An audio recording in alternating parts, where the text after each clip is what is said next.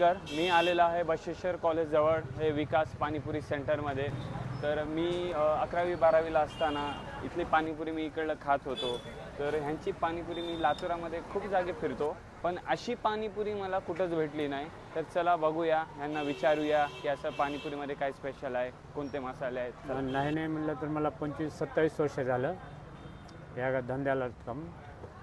पण माझं इथंच राहणार, लातूरमध्येच राहणार कंटिन्यूमध्ये. सध्या इथं बशेश्वर कॉलेज समोर उभारतो. सध्या घर माझं खाडवा रोड खाजानगरमध्ये आहे. तर मी 25-27 वर्षापासून हे धंदा करतो. सुनील विष्णू जाधव. यस, तर आम्हाला तुम्ही पाणीपुरी बनवा.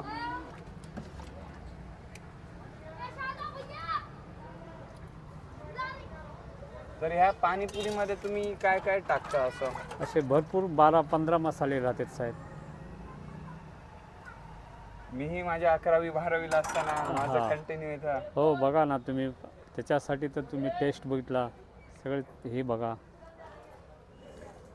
कारण की हे दिसायला एक गाडा आहे, पण पाणीपुरी कडलं खाल्ल्यास हे आहे बशेश्वर कॉलेज जवळ. हा विकास पाणीपुरी सेंटर यांची शॉप आहे. मध्ये बसून पण हे खाऊ शकता. एकदा तरी बशेश्वर कॉलेजच्या एकदम समोर आहे विकास पाणीपुरी. यस. तो धन्यवाद मामा.